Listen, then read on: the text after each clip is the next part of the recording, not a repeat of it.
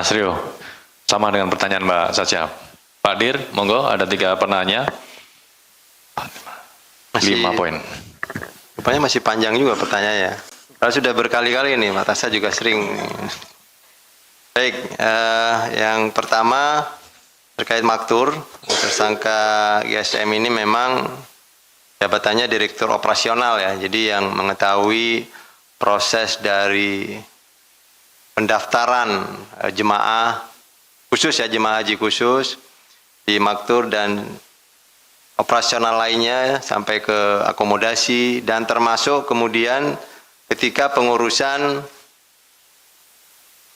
penambahan kuota haji khusus di tahun 2023-2024. Memang di pertemuan-pertemuan si tersangka SM ini ada bersama dengan tadi yang disampaikan oleh Mbak Tasya dan Mas Rio ya. Ada pemiliknya itu saudara FAM.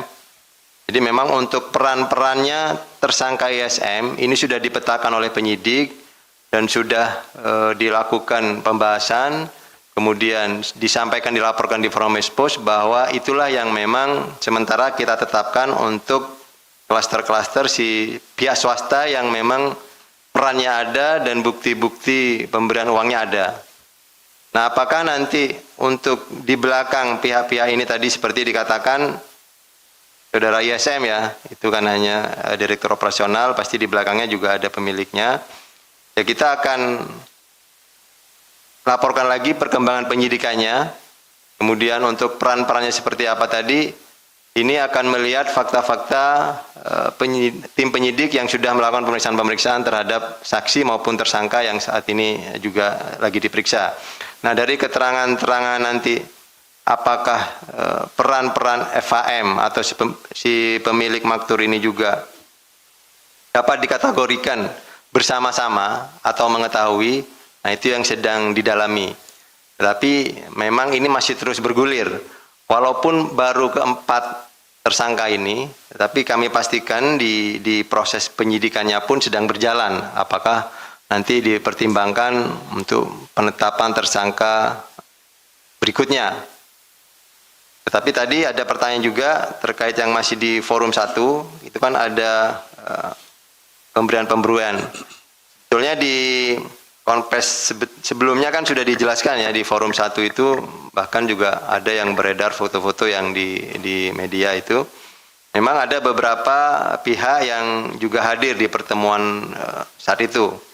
Nah, apakah pemberian tadi pemberian uang ya kepada siapa saja, itu juga jadi temuan fakta di dalam proses penyidikan. Tetapi apakah nanti, karena selain ada pemberian uang kan harus dibuktikan lagi oleh penyidik, diperkuat, apakah uang itu terkait nanti di proses penambahan kuotanya.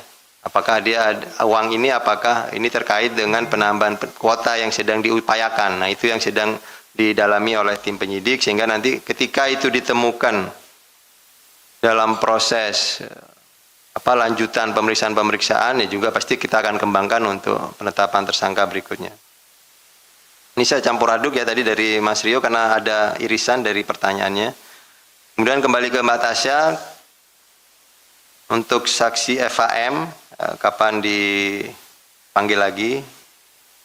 Ya betul bahwa kemarin sudah dijadwalkan untuk minggu kemarin itu ada pemanggilan terhadap yang bersangkutan, tetapi kemudian ada surat balasan bahwa yang bersangkutan berada di posisinya di luar negeri, sehingga kita akan reschedule untuk kegiatan pemeriksaannya.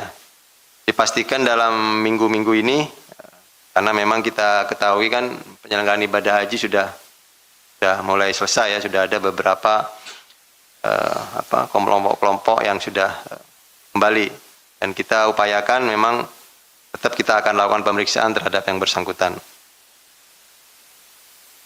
Pak Tasya sudah, ini termasuk dari Mas Rio tadi ya.